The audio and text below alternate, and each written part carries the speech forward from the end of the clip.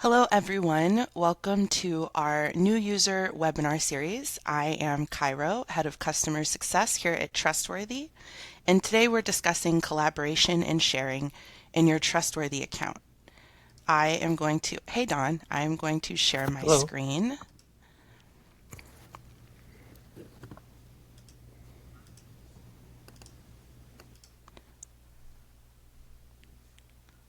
Great, I'm going to zoom in a little bit, but Don, let me know you guys can see this, right? Our Yes, we dashboard? can. Yep. Yes. Awesome, thank you so much. Okay, if anyone has any technical difficulties during this meeting, please email us at support@trustworthy.com. We're using a new webinar software and we are still getting set up with it. To the right, you're going to find our chat bubble button. If you click that and drop questions in there, Dawn will keep track of everything so we can get those questions answered. All right, I'm going to dive in. Trustworthy's collaboration and sharing tools allow you to share some or all of your data in Trustworthy immediately or after you pass. Some of the first people you'll invite to your Trustworthy account might be your other family members. So right now I'm logged into an account and let's invite a collaborator to this account. So you can click your collaborator button on your dashboard, or you can click your profile and click Manage Access, and it will take you to your collaborators page. To add a new person, you're going to click this giant plus sign next to collaborators, and it will give you options for contacts and family members who are already there. So let's invite a family member. Let's invite Izzy. And it will ask me to add her email address.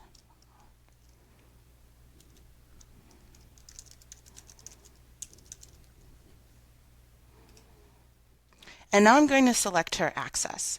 So full access would give Izzy access to everything in every category that's in Trustworthy, but we're going to give Izzy partial access. And Izzy is David's daughter, so let's say that she just needs access to her insurance and family IDs. I'm also going to make Izzy a legacy access collaborator, and we will chat about what that means. And then I'm going to send Izzy an invitation.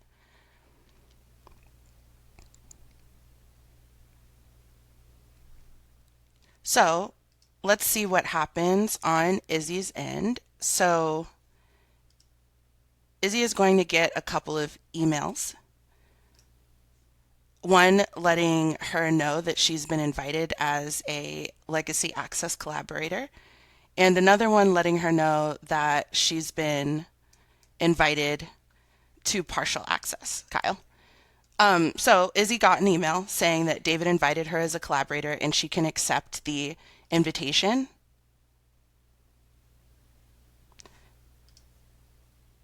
It's going to ask her to create a password.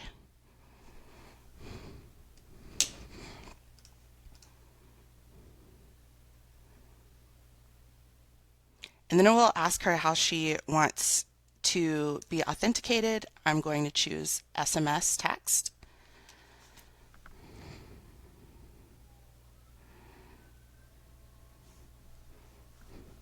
And I'm going to type in my code.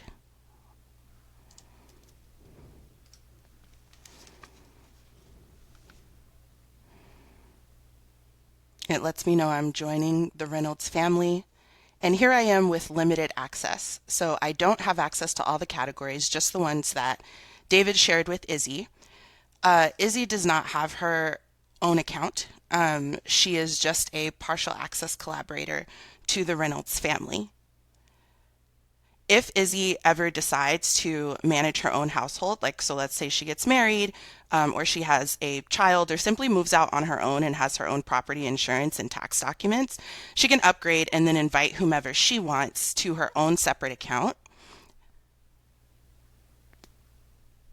separate from her father, David Reynolds' account, and she can have her own set of collaborators with full or partial access.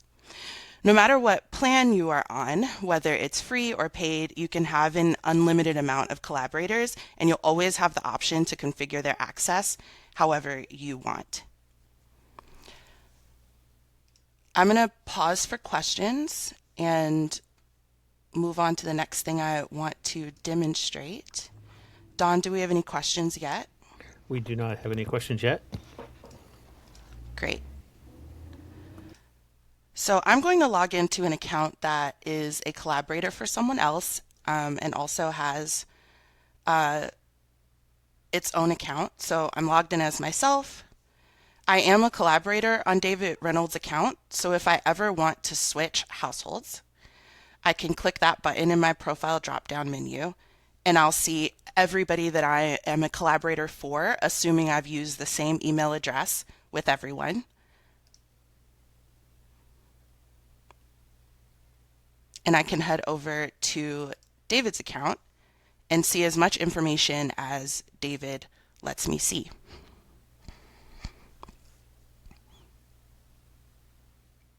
So a key thing about inviting collaborators is that they do need to accept the invitation with the same email address that you invited. And they may run into issues if they try to connect with a different email address. So just make sure that you have the email address they want to use, and you can feel free to remind them that that is the one that they have to sign up with. So some of our users invite collaborators who need to use their info, like David invited his daughter Izzy so that she has access to some things that she might need to use. So that could be family members, it could be lawyers, caretakers, emergency contacts. As you see, we have some partial access collaborators here, a financial planner or coach, a caregiver, a personal assistant, an attorney, and other family members. And then other people will invite collaborators who will just organize information for them, or who will do both, who will use and organize the information. It just all depends on everyone's needs and use cases. So I did mention that you're able to configure everyone's access. So these are the full access collaborators, and they have access to everything, so there is nothing to configure here. But if I wanted to change Laura's access to partial, I would get a pretty robust menu of options here. So I have all the categories that I can give her access to, but I can also choose within the categories certain items, and we call this item level access. So maybe I only want Laura to be able to see a few IDs, and that's it. Or maybe I just want her to have, access to some of our properties. You have the option to configure this however you want and give people as much or as little access as you want. So the last thing I want to do on this page is just chat briefly about legacy access. So legacy access means that these people will get full access once something happens, once David passes on, and all they have to do is reach out to Trustworthy, and we'll work with them to get access to the information. So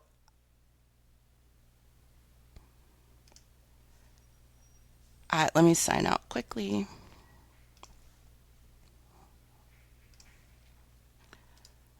So this is the verification email Izzy got when she was added as a legacy contact. And it leads Izzy to a page explaining everything, why she's here, how she can get access to the account, and a little more information about Trustworthy. So she will now show up as, or she should show up as verified.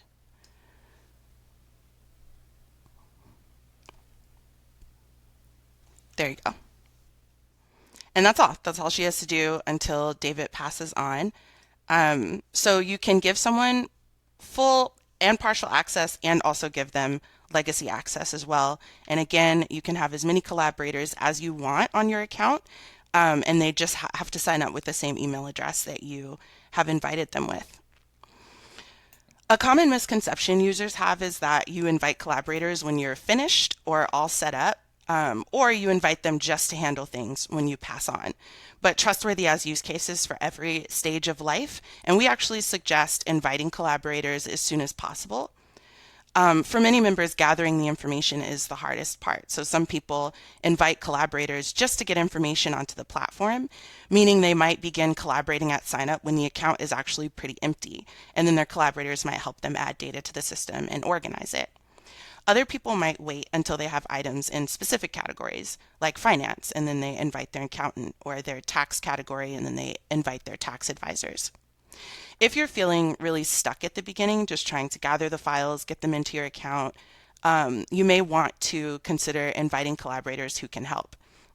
If you're feeling stuck or if you just want the luxury of someone doing the work for you, um, Trustworthy has trustworthy certified experts. So if you're in a stage where you're feeling overwhelmed with what you have to do, or the particular stage of life you're in, like prepping for a new family or prepping for retirement or figuring out estate management, we have trustworthy certified experts who can help. They're home organizers, photo managers, financial advisors, end of life specialists, and more. And they're all certified to use Trustworthy as a tool for their businesses. So this means they can help you get set up or do the work for you, just depending on what you need.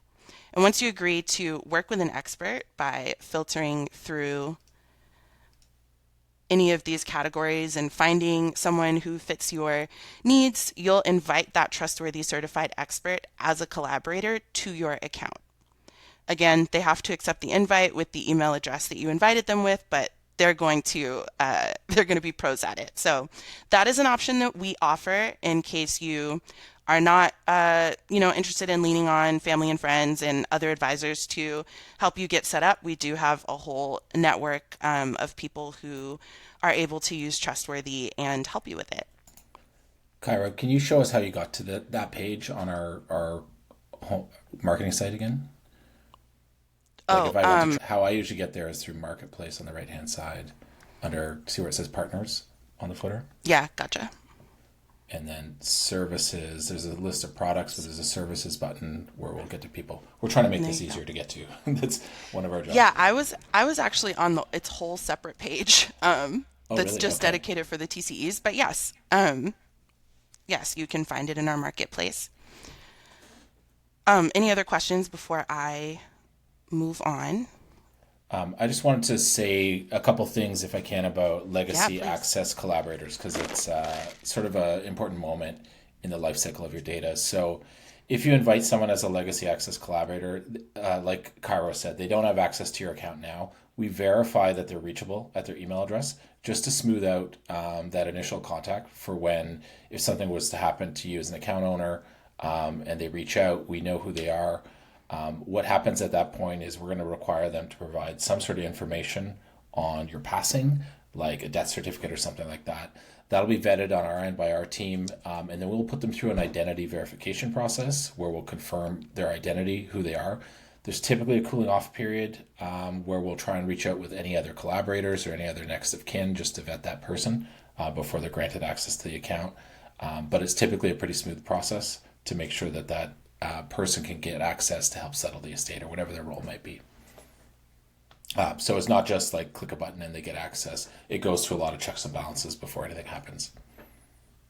Yes, for sure. Thank you, Kyle. I also saw that Kyle dropped in the chat that a future roadmap item will allow collaborators to use whatever email address they want. But as of today, for security reasons, the collaborator needs to create their login using the same email address they were invited on. However, at any point, say you invite the wrong person or the wrong email address, you can always like cancel the invitation, resend it, etc. So it's definitely not a blocker. The last thing I let me close out of the chat. The last thing I want to talk about are secure links. So you might find you want to share just one file with someone for a limited amount of time, and you don't want to, for example, share like a Google Drive link that you have to remember to remove access from, that sort of thing. So we have a secure link specifically for this occasion. So say I want to share this file for closing on a home. I can click the share button, and then I'll get some options for the type of secure link that I want to create. I can choose a duration of an hour, a day, a week, or a month. And I can copy and paste this link and text it or email it to whomever I want to have it, and then it will expire after 60 minutes or whatever time frame I chose. So that's an option for if you do not want to invite someone to the whole trustworthy experience and if they just need one thing. I had some plane tickets that I put in my account that I shared with a friend when I was traveling. So that's an example of how you can use it. I've sent my ID out for with a secure link before. So those are your two options. I do want to encourage everyone to be open and creative with how you use collaborators since you have the option of inviting whomever you want and they don't have to have their own account and it's free. It's included in your plan. It it is super useful again if you're just having trouble getting started and you have a bunch of stuff in your inbox and you don't want to put it around, you don't want to put it in certain places yourself. Other people can help you with that. Or if you are working with advisors or people who help you manage your household, you may want to use partial access to just give them access to things to make things easier on you. So I will pause there again and see if we have any more questions. We don't have any other questions right now, Cairo. One thing I would love to piggyback on what you said about helping other people flesh out your own family operating system on Trustworthy is the idea of, it's tax season right now. A lot of people hire paid tax preparers. That paid tax preparer is, say, sending all these documents back to you via email. Not super secure. It's got a lot of really sensitive information in there. If they were part of your Trustworthy account as a partial access account holder, they could send it straight to your Trustworthy account, much safer than sending it to you by email. And then you would not have to take that extra step to upload those documents to Trustworthy yourself. Yeah, absolutely. That's a great example of a complicated situation that can definitely be simplified with Trustworthy. Thank you.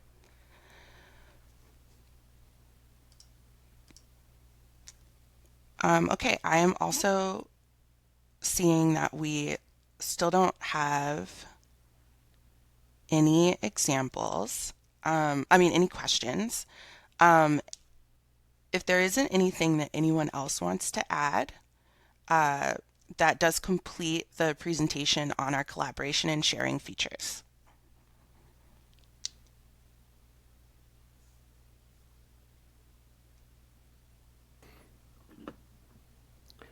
There are Okay, no more questions. I think we can end here. Thank you, Kyle, and thank you, Dawn, and thank you everyone who came in and learned about collaboration and sharing. Again, if you have any trouble with your account or you have trouble with this webinar, please email us at support@trustworthy.com and we'll be happy to help you. Thank you.